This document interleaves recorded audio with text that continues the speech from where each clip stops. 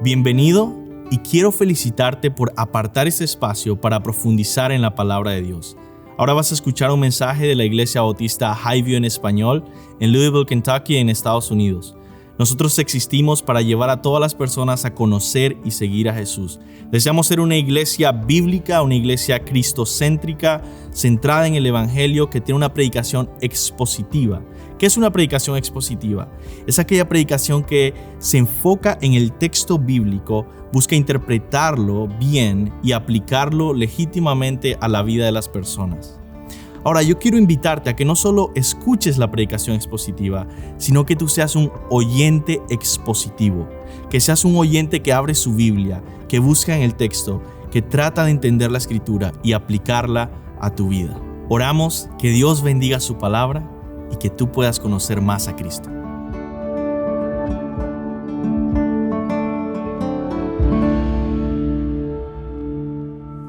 Amén. Pueden abrir sus Biblias en Génesis 8. Tengo un pequeño anuncio para los que hablan inglés en la traducción. For technical problems, we will not have translation today. Sorry. Just for today, though.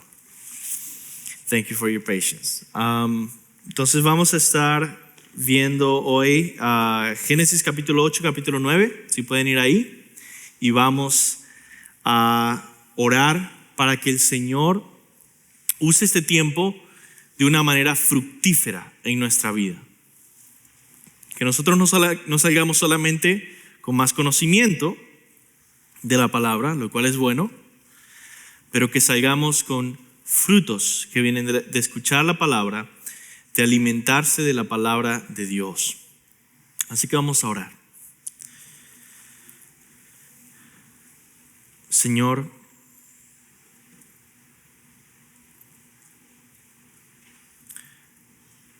venimos ante ti tal como somos, en nuestra debilidad,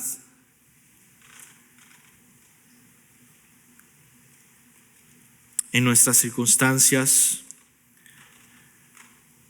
y venimos ante ti no porque seamos dignos de ti, porque no merecemos nada de ti.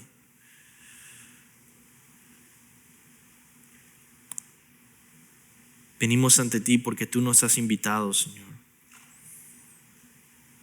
Porque tú has abierto un camino en la cruz. Tú has muerto por nuestros pecados para purificarnos y comprar un pueblo de toda lengua, tribu y nación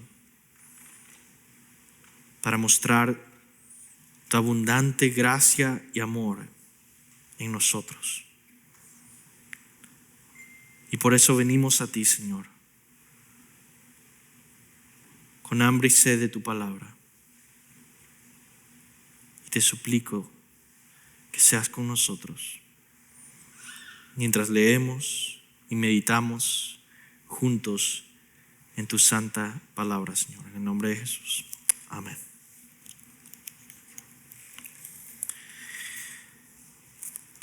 La historia de Noé muchas veces la recordamos desconectada de todo lo que viene antes y de todo lo que viene después muchas veces. Recordamos muchas veces que Noé construyó un bote y hubo un diluvio y se salvó con su familia. Y eso es todo. Pero Noé proviene desde todos los capítulos anteriores de Génesis, en el que nosotros vimos cómo Dios comenzó a crear todas las cosas para su gloria.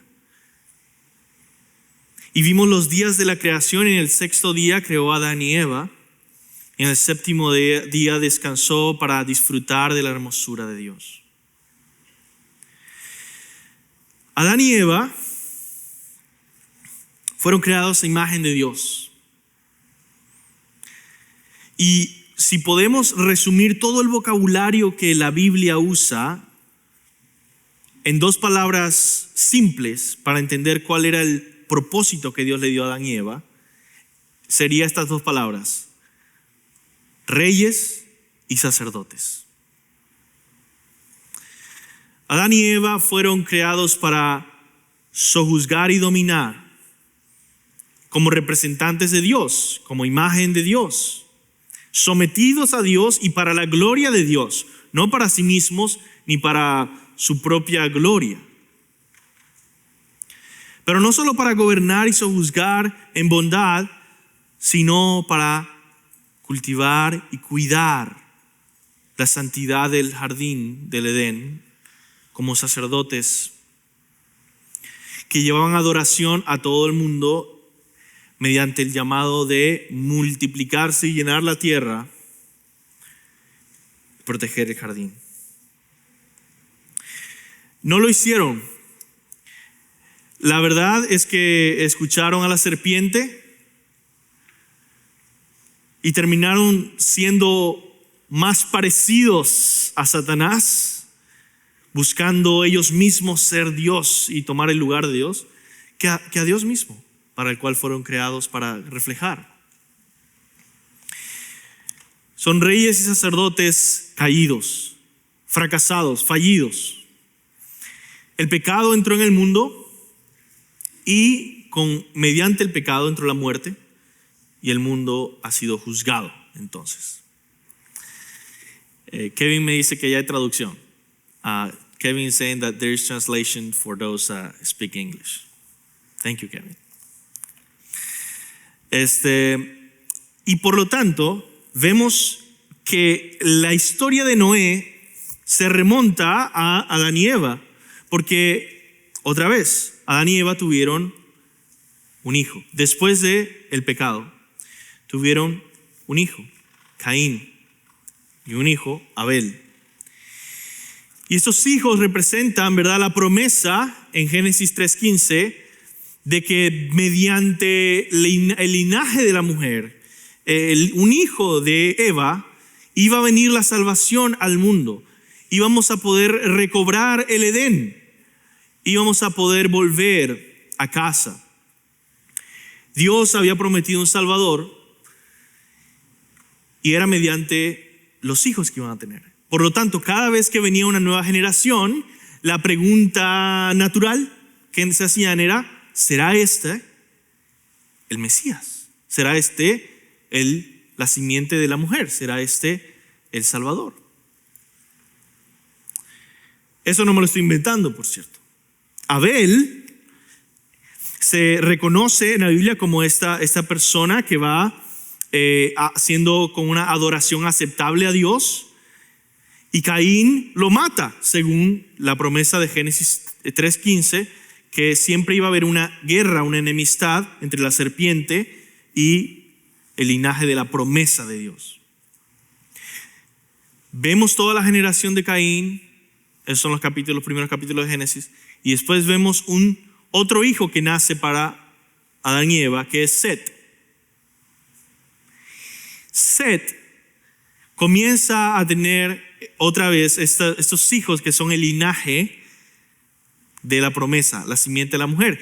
Dice que se volvió a adorar, alabar el nombre de Jehová con estos hijos de Set. De ahí es que vino Matusalén, de los hijos de Set. De ahí vino Enoc, que caminó con Dios y fue llevado con Dios. Y vemos todas estas generaciones hasta que llegamos a este personaje, Lamec. Lamec fue el padre de Noé. Y Lamec, no solamente se lista su nombre, pero se lista algo que él dijo. Les acabo de decir que cada generación, básicamente la promesa era: ¿será que este va a ser la generación en que va a venir el Salvador? Y eso es justo lo que dice Lamec cuando nace Noé. Dice Génesis 5:28, Lamec vivió 182 años y tuvo un hijo. Génesis 5:29 dice: y le puso por nombre Noé, diciendo: este nos dará descanso de nuestra labor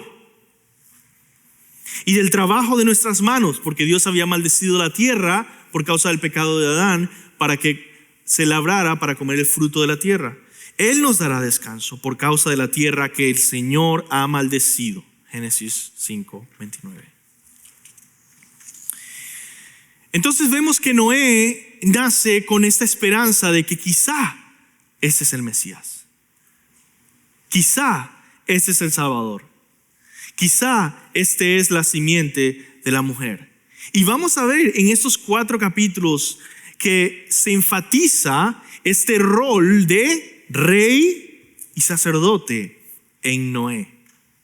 Algo muy interesante. Vemos en el contexto que el autor, cuando está escribiendo, se detiene en Noé y empieza a describir todo el contexto. Estaba lleno de pecado el mundo, lleno de maldad. Las personas se habían corrompido más y más hasta que todos sus pensamientos eran de continuo solo hacer el mal.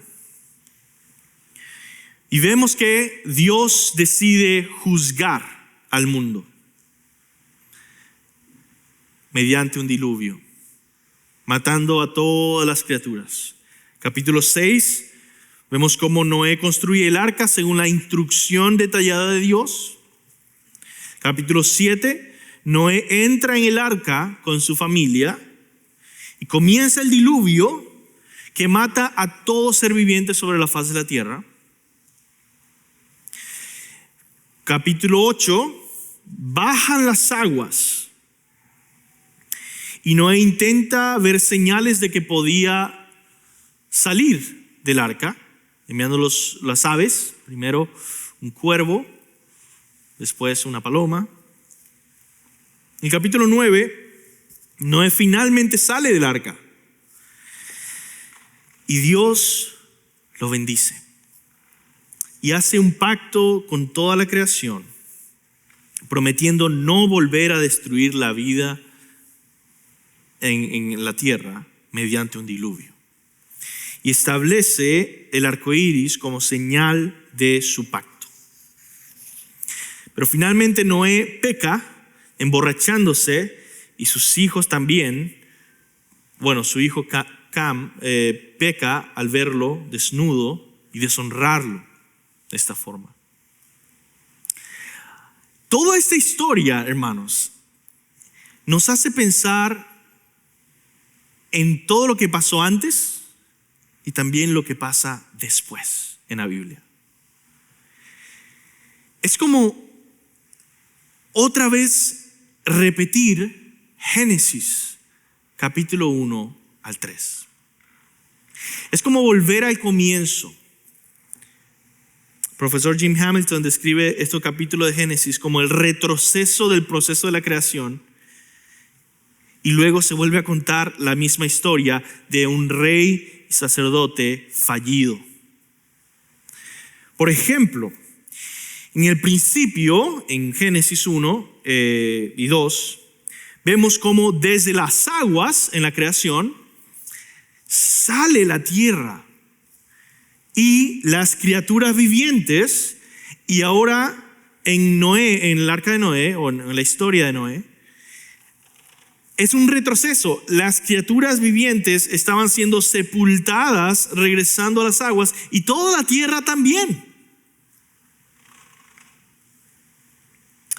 En el principio de Génesis, Dios creó todos los animales y todos los seres humanos, y bueno, los seres humanos son 2, ¿verdad? Y les dio vida con su propio aliento.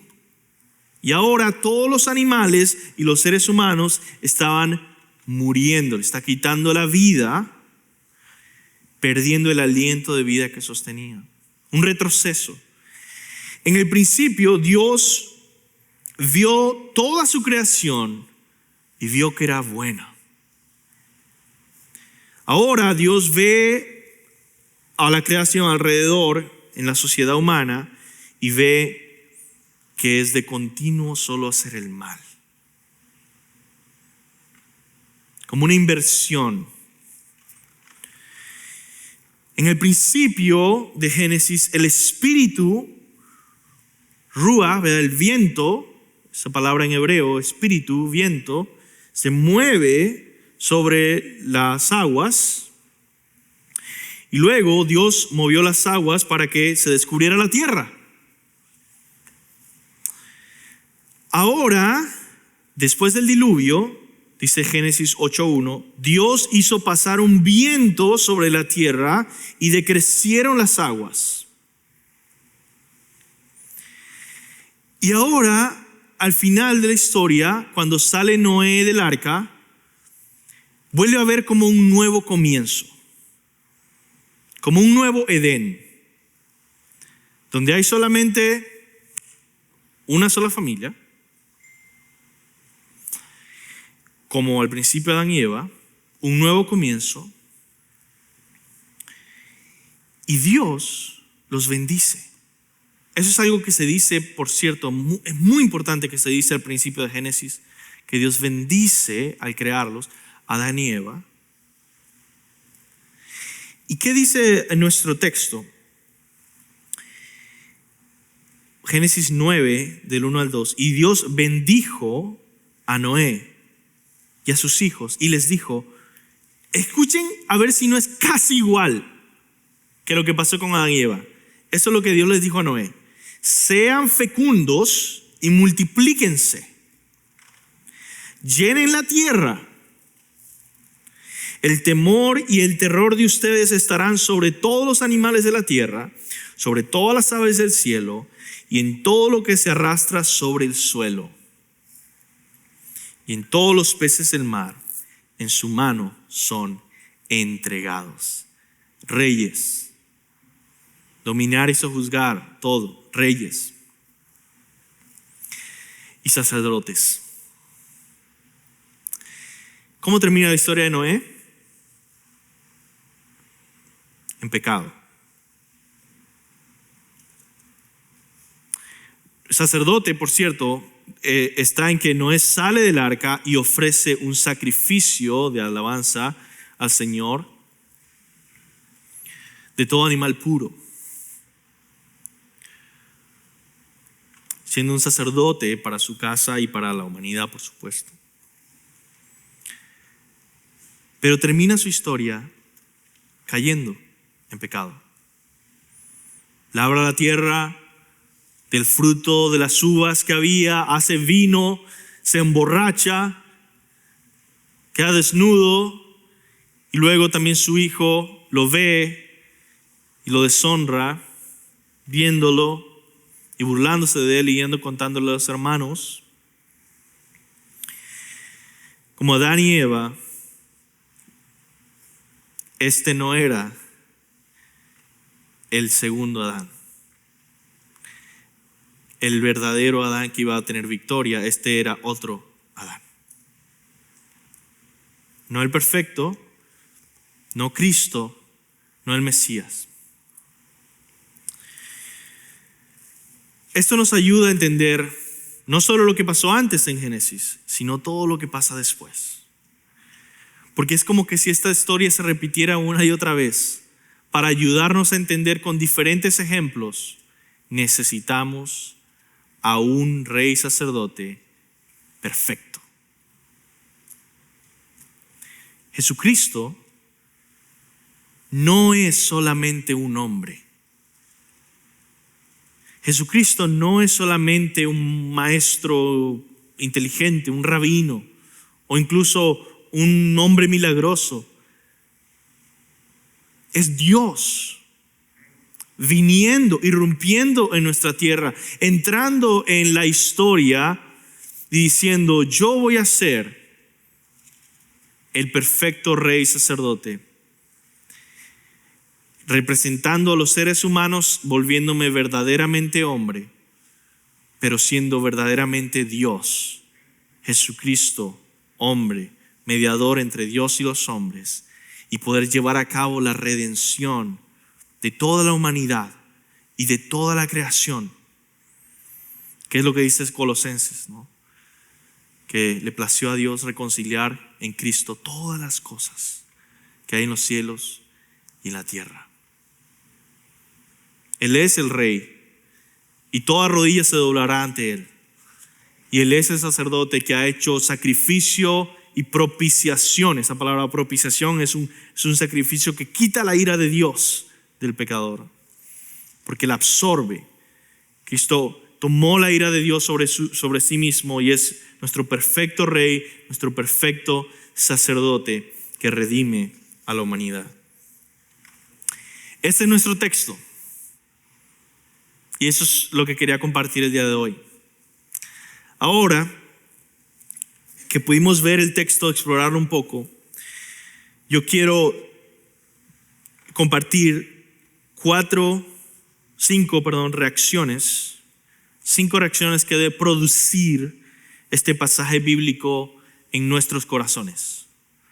5 reacciones o 5 aplicaciones para tu corazón que puede producir este pasaje bíblico. Esto es capítulo 8 y 9. Primero, yo quiero que esta historia de Noé te ayude a crecer en temor. No temor de tener miedo a algo, sino temor de tener reverencia al sublime y majestuosa ante Dios. Honor ante Dios. Temblar ante la majestad de Dios. ¿Por qué? Bueno, Génesis 7, 21 al 24 dice: y murió toda carne que se mueve sobre la tierra, así de aves como de ganado y de bestia y de todo reptil que se arrastra sobre la tierra y de todo hombre, todo lo que tenía aliento de espíritu, de vida en sus narices. Todo lo que había en la tierra murió. Así fue destruido todo ser viviente sobre la faz de la tierra, desde el hombre hasta la bestia, los reptiles y las aves del cielo, y fueron raídos de la tierra. Y quedó solamente Noé y los que con él estaban en el arca, y prevalecieron las aguas sobre la tierra 150 días. Dios es algo serio, es temible, es sublime, es majestuoso. Y en nuestro tiempo nosotros necesitamos crecer en el temor de Jehová. Tenemos un Dios en nuestra imaginación cultural que es muy pequeño. Un Dios que no nos puede tocar, porque este es mi cuerpo y yo tomo mis decisiones y esta es mi vida y yo la decido hacer de esta forma o de la otra, y que Dios ni se meta ahí. Yo incluyo a Dios en mi vida, Dios no me incluye a Él en nada. Yo le doy permiso de lo que Él haga. Esto es terrible. Pero eso es la mentalidad que existe en nuestros días. Un Dios tan pequeño que no tiene autoridad para decirme nada a mí. ¿Quién es Dios para prohibirme hacer tal o cual cosa que yo quiero hacer? No hay temor de Dios. Pero yo quiero que esa historia, estos eventos históricos del diluvio, del juicio de Dios sobre toda la tierra, te ayuden a recordar quién es Dios. Dios es santo. Dios es majestuoso, sublime. Dios no es un juguete, no es un cachorrito, no es un abuelito. Es el creador de todas las cosas. Es el juez del universo. Es el santo de Israel. Dios juzgará el pecado sin excepción. Sin excepción. No es que hay algunos pecados que Dios no va a juzgar y otros que sí va a juzgar. Es que Dios va a juzgar todos los pecados de todos nosotros. Y no hay absolutamente nada que le podamos esconder a Dios. Y tú dices, pero ese fue un pecado pequeño. Dios lo va a juzgar. Ahora, como creyentes, nosotros escuchamos ese mensaje y decimos, es cierto, Dios juzga mi pecado, pero no en mí, sino en Cristo, que es la propiciación por mis pecados. Que la ira de Dios se ha derramado sobre Él y que no merezco un Salvador tan generoso que ha puesto su vida por mí. Pero eso no quiere decir que mi pecado no fue juzgado. Eso no quiere decir que los incrédulos sus pecados van a ser juzgados, pero los míos Dios no los juzgó. Todos, sin excepción, todos los pecados son juzgados por Dios, el Santo de Israel. Ahora, tus pecados van a ser juzgados en ti mismo o en Cristo Jesús, tu Salvador. Y por eso la pregunta más importante que yo tengo para ti, para cada persona, es: ¿tienes un Salvador? ¿Tienes a Jesucristo como tu único Señor y Salvador? Y la segunda pregunta es: ¿cómo sabes? Deberías estar obsesionado con esa pregunta. ¿Cómo sé? Noé temió a Dios y le obedeció en reverencia y no fue juzgado. Dios derramó su gracia, su generosidad sobre él, aún siendo pecador. Pero el pueblo, la sociedad en general, no tuvo temor de Dios.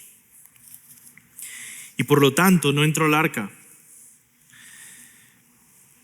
Perecieron. Dice Proverbios 3:7. Yo creo que con este versículo sería un excelente versículo para que toda la generación de Noé lo escuchara. Y esto es lo que resume lo que pasó con la generación de Noé. No seas sabio en tu propia opinión. Teme a Jehová y apártate del mal. Proverbios 3:7.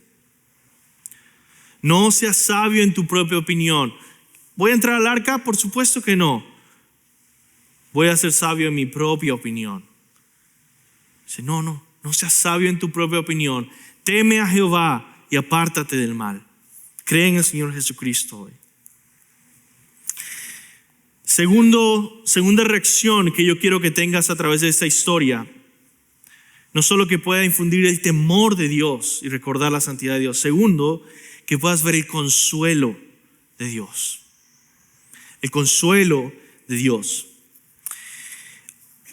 Cuando leemos el capítulo 8 de Génesis, comienza con este pasaje tan hermoso y dice: y se acordó Dios de Noé.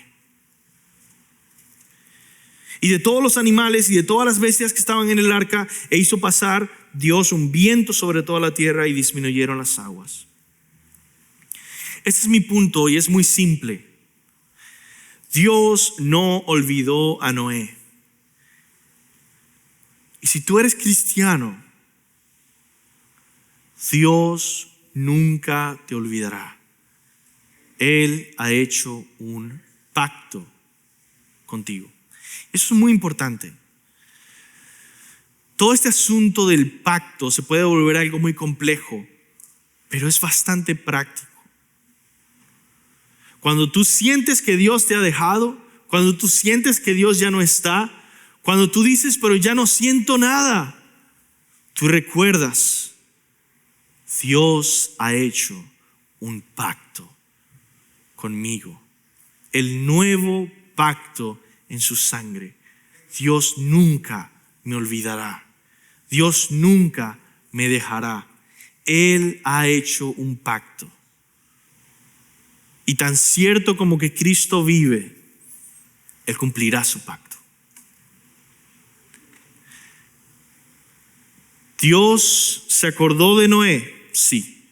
También Dios se acuerda de ti. Y yo no sé en qué estás pasando en este momento.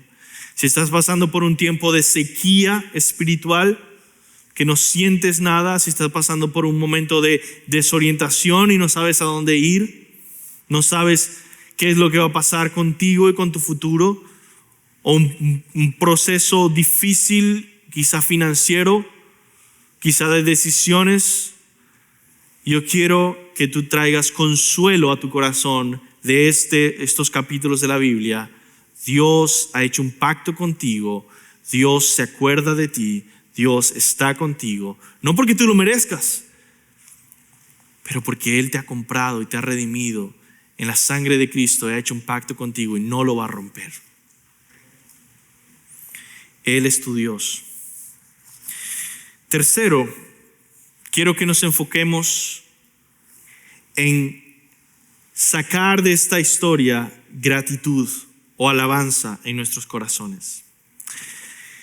Cuando Noé sale del arca, después de estar tanto tiempo en la ruina, literalmente todas las personas que conocías muertos, todas las cosas que tenías, tu casa, tus posesiones, tus tierras, tus amigos, tus familiares extendidos, todos habían muerto.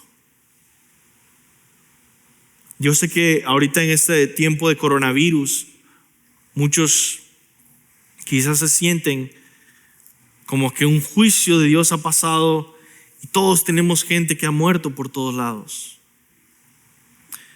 Eso no es nada comparado a lo que pasó con Noé. Con Noé no fue un porcentaje el que murió, fueron todos ser viviente. Era un momento difícil. Literalmente era el momento de ruina en su vida. Pero él salió del arca, dice Génesis 8:16. Dios le dijo: sal del arca tú y tu mujer y tus hijos y las mujeres de tus hijos y todos los animales. Versículo 20 dice: y edificó Noé un altar a Jehová y tomó de todo animal limpio y de toda ave limpia y ofreció holocausto en el altar. Y percibió Jehová olor grato y dijo en su corazón: no volveré más a maldecir la tierra por causa del hombre. Porque el intento del corazón del hombre es malo desde su juventud. No volveré a destruir todo ser viviente como he hecho. ¿Cómo reaccionas tú en tus peores momentos? ¿Cómo reaccionas tú en los momentos de ruina o de crisis o de sequedad? Bueno, yo tengo un consejo para ti. Adora al Señor.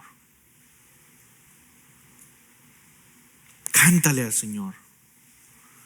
Háblale al Señor. Y cuando sientes que en tu pecho te duele por tantas emociones, cántale al Señor. Así Noé salió del arca y adoró a Dios mediante un sacrificio. Y nosotros venimos ante el Señor, no sin sacrificio, sino en el sacrificio de Cristo. Porque sin derramamiento de sangre no hay remisión de pecados. Tú y yo no merecemos venir ante Dios a adorarle, pero venimos en el sacrificio de Cristo, como un olor grato ante Él. Dios debe ser adorado en toda circunstancia, ya sea después de un diluvio o después de una crisis de salud o de pérdida. Yo quiero invitarte a que tú le cantes a Dios cuando tú sientes que no quieres cantarle. Cuando tú sientes que quizá no debes cantarle. Que le cantes a Dios cuando estés estresado y sientes que no te alcanza el tiempo para nada. Cántale al Señor. Y cuando tengas un ataque de ansiedad o de nervios, o estés triste o estés sufriendo, cántale al Señor. Cántale en todo tiempo. Porque yo estoy seguro, hermanos, que muchos de nosotros no hemos empezado a lidiar bien con los momentos difíciles porque se nos ha olvidado el arma espiritual tan grande que es cantarle al Señor. Hazlo. Siguiente punto, no solo que saques de estos pasajes la gratitud y la adoración, pero también la fe. Y habló Dios a Noé y a sus hijos con él, diciendo: He aquí yo establezco mi pacto con vosotros, con vuestros descendientes después de vosotros, y con todo ser viviente que está con vosotros. Dios hizo un pacto con toda la creación. Y era el pacto de que no exterminaré ya más a toda carne con agua de diluvio, ni habrá más diluvio para destruir la tierra. Y dijo Dios: esta es la señal del pacto que yo establezco entre mí y vosotros y todo ser viviente que está con vosotros. Mi arco he puesto en las nubes, y será por señal del pacto entre mí y la tierra. Cada vez que tú mires el arco iris, recuerda esta historia en la palabra de Dios, recuerda estos eventos. Y yo te quiero invitar a que pienses y que lo veas como un cristiano, si eres cristiano. Cada vez que veas el arco iris, piensa en la cruz. El arco iris terminó siendo un símbolo de un pacto. Dios había hecho un pacto con Noé, había hecho un pacto con la creación. Asimismo, cada vez que nosotros vemos la cruz, recordamos el pacto que Dios hizo con nosotros. Un pacto perfecto y nuevo que cumple todos los demás pactos. Vemos en la cruz una señal perpetua en un sentido de la fidelidad de Dios y la generosidad de Dios en no destruirnos, sino salvarnos al costo de su propia vida. ¿Por qué digo que pienses en la cruz? Porque recuerda que el arco iris nos dice que Dios hizo un pacto con la tierra, pero ese no es el único pacto que hizo. Y todos los pactos en la Biblia simplemente nos están llevando al cumplimiento en el nuevo pacto, en el pacto de Cristo. Deja que esos capítulos alimenten tu fe y deja que la cruz sea el fundamento de tu confianza en Dios. La historia de Noé nos apunta al Evangelio.